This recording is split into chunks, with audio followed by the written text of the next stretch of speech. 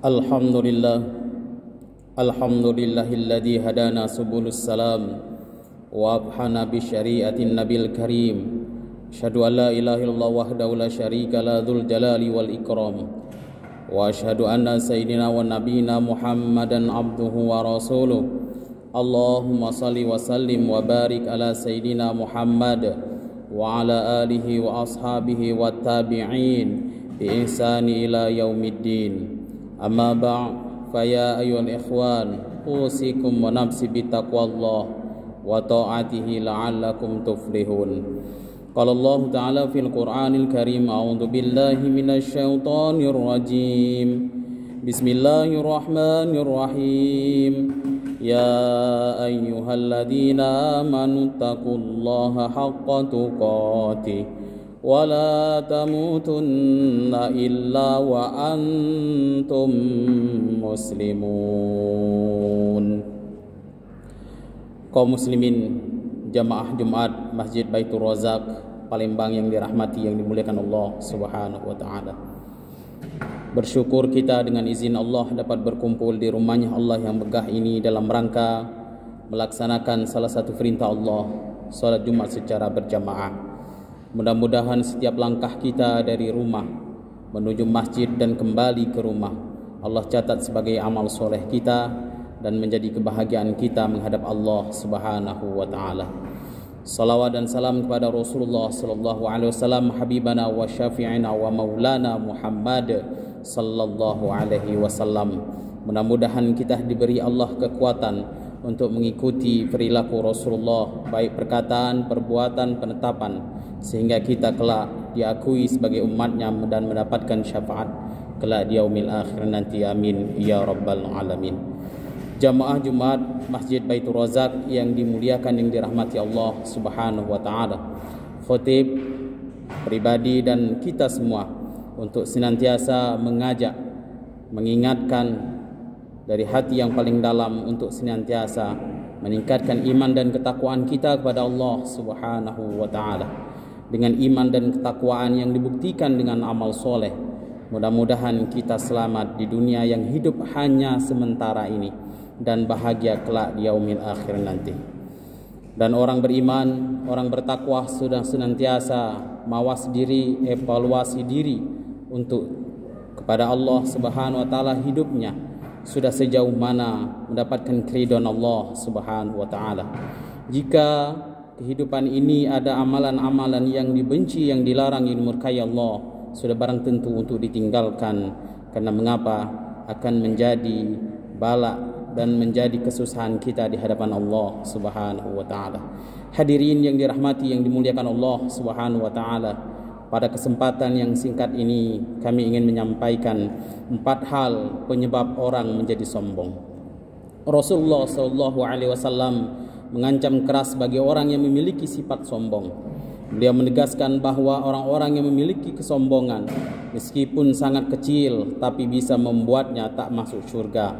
Dari Abdullah bin Mas'ud, Nabi Muhammad sallallahu alaihi wasallam bersabda, "La yadkhulul jannata man kana fi qalbi mithqala dzarratin min kibrin."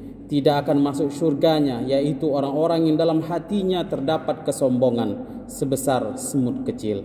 Hadis riwayat Muslim. Setidaknya ada 4 hal yang menjadi seseorang bisa menjadi sombong. Keempatnya sangat dekat dengan kehidupan kita setiap manusia, sehingga siapapun berpotensi terjebak dari penyakit sombong itu. Hadirin yang dirahmati, yang dimuliakan Allah Subhanahu wa taala. Yang pertama, ziyadatul mal atau bertambahnya harta. Orang yang tak memiliki tatanan iman yang kuat akan mudah tergelincir rayuan syaitan. Ketika dia menjadi orang yang merasa lebih berharta dibanding orang lain, ia akan dengan mudah menghina orang lain. Orang yang sombong pada kategori ini umumnya senang berbuat riya dengan memamerkan harta yang dimilikinya. Hadirin dirahmati, yang dimuliakan Allah Subhanahu wa taala, harta itu adalah titipan Allah hanya sementara. Ketika kita masuk kubur, kita akan meninggalkan harta yang kita cari siang dan malam itu.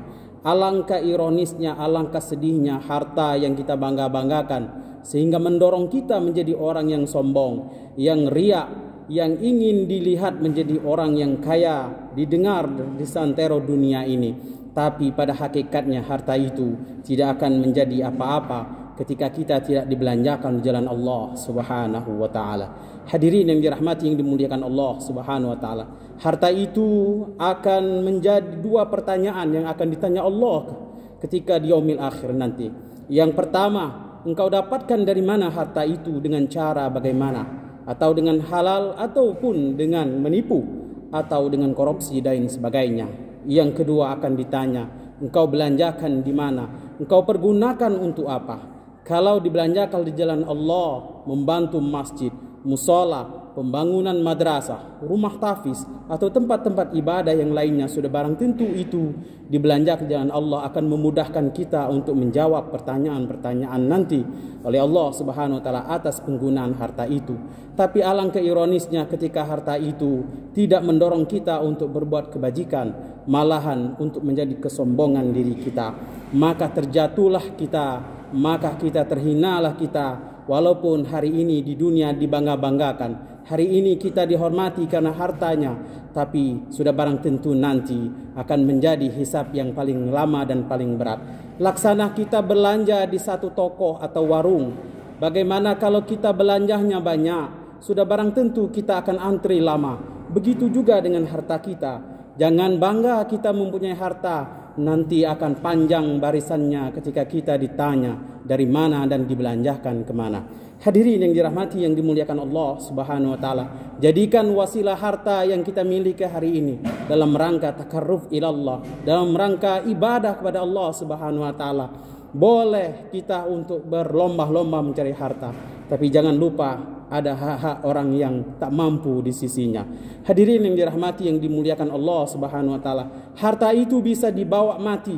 Harta itu bisa menemani kita di alam kubur yang sempit 2x1 itu. Dengan catatan harta itu kita titipkan di jalan Allah Subhanahu wa taala. Hadirin yang dirahmati yang dimuliakan Allah Subhanahu wa taala. Yang kedua, bertambahnya atau menjadi sombongnya seseorang, ziyadatul mansib atau bertambahnya kedudukan, yaitu jabatan. Banyak orang yang belum punya jabatan dia tawadu. Banyak orang yang belum punya kedudukan dia biasa-biasa saja dengan teman, dengan keluarga, famili dan sebagainya. Tapi ketika Allah uji dengan kekuasaan, dengan kemampuannya, dia menjadi orang yang sombong. Ini Allah sudah sampaikan, sudah Allah contohkan Fir'aun laknatullah, dengan kekuasaannya dia menjadi sombong sehingga dia mengaku, memproklamirkan dirinya sebagai Tuhan. Allahu Akbar. Bagaimana nasibnya Fir'aun? Sudah barang tentu hingga hari ini di piramid masih ada bukti-bukti kekuasaan Allah, menunjukkan itulah kehidupan orang yang sombong, sehingga hari ini dia mendapatkan azab dari Allah Subhanahu wa taala.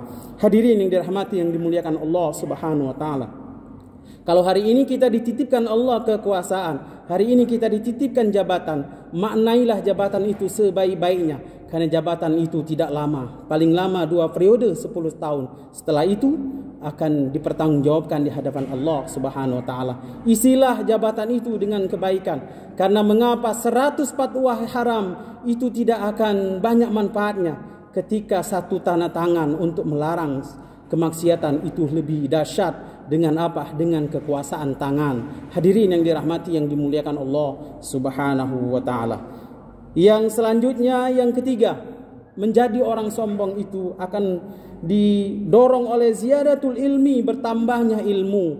Dengan bertambahnya ilmu dia banyak pengetahuan sehingga dia bisa juga terserang penyakit sombong. Hadirin dirahmati yang dimuliakan Allah Subhanahu wa taala. Bagusnya bertambahnya ilmu itu semakin tawadu, semakin soleh, semakin sosialnya tinggi, semakin baik dengan masyarakat. Tapi banyak juga orang yang sombong dengan titel-titelnya sehingga dia menyepelekan orang lain. Dan yang berbahaya lagi, dengan ilmunya dia membid'ahkan, dengan ilmunya dia mengampirkan orang lain. Sebenarnya itu tak baik bagi kita hidup bermasyarakat. Hiduplah dengan baik dengan keilmuan kita, tapi jangan merusak masyarakat. Hadirin yang dirahmati yang dimuliakan Allah Subhanahu wa taala, setiap kita pasti berbeda pandangan, baik ilmu agama maupun yang lainnya, baik mazhab maupun yang lainnya. Oleh karena itu berprinsiplah dengan sebaik-baiknya, walaupun orang tak suka dengan apa pendapat kita, tapi jangan kita menjadi sombong dengan keilmuan yang Allah titipkan hanya secuil, yang bagi Allah itu mudah untuk menariknya. Hadirin yang dirahmati yang dimuliakan Allah Subhanahu wa taala, dan berkurangnya ilmu itu ketika Allah mengambil para ulama itu meninggal. Hadirin yang dirahmati yang dimuliakan Allah Subhanahu wa taala, muncullah orang-orang yang bodoh yang berfatwa, muncullah orang-orang yang tak pengetahuan sehingga membingungkan masyarakat dan umat. Hadirin yang dirahmati yang dimuliakan Allah Subhanahu wa taala, itulah bencana yang paling dahsyat. Hari ini dan beberapa bulan ini para ulama-ulama yang masyhur, ulama-ulama yang berani itu Allah panggil, dan kita akan sulit untuk mencari ulama-ulama sekaliber itu. Kalau hari ini pejabat meninggal, sorenya sudah banyak yang ingin menggantikan. Tapi kalau hari ini ulama meninggal, 10 tahun, 20 tahun yang akan datang sulit untuk menggantikan ulama-ulama yang mengawal umat ini. Hadirin yang dirahmati yang dimuliakan Allah Subhanahu wa taala, al-kibr batarul haqqu wa zamtun nas, sombong adalah menolak kebenaran dan meremehkan manusia. Yang keempat, yang terakhir, ziyadatu ta'ah atau bertambahnya ketaatan. Semakin taat dan semakin meningkat ibadah seseorang kepada Allah, juga berpeluang untuk bisa terkena penyakit sombong. Hadirin dirahmati yang dimuliakan Allah Subhanahu wa taala, boleh kita mendekatkan diri kepada Allah, tapi jangan merasa benar. Karena hari ini banyak orang yang merasa benar karena sudah dekat dengan Allah, sudah memastikan dia masuk surganya Allah, dan orang lain itu masuk neraka. Itu berhati-hati dengan orang-orang tersebut. Oleh karena itu hadirin yang dirahmati yang dimuliakan Allah Subhanahu wa taala, boleh jadi ketaatan itu istidraj, sebagai uluran Allah Subhanahu wa taala. Karena mengapa kita terlalu tidak mendekatkan diri dengan sungguh-sungguh kepada Allah Subhanahu wa taala. Ketaatan itu haruslah dengan baik kita dengan masyarakat, sosial kita, lingkungan kita. Begitulah harusnya orang-orang yang dekat dengan Allah Subhanahu wa taala. Hadirin yang dirahmati yang dimuliakan Allah Subhanahu wa taala, kita berdoa mudah-mudahan kita terbebas dari sifat sombong, karena sebesar apapun kesombongan itu akan mengantarkan kita ke nerakanya Allah Subhanahu wa taala. Lihatlah contoh Firaun, lihatlah Korun yang dengan bangga hartanya, hari ini Allah kuburkan di bumi, perut bumi. Mudah-mudahan kita terbebas dari sombong, sehingga kita selalu tawaduk kepada Allah Subhanahu wa taala apapun yang Allah titipkan dengan kita, dan itu adalah karunia besar bagi kita untuk selalu dekat dengan Allah Subhanahu wa taala. Barakallahu wa lakum fil Qur'anil azim, wa nafa'ani wa iyyakum bima fihi minal ayati wa dzikril hakim, wa taqabbalallahu minni wa minkum tilawatah, innahu huwas samiul alim.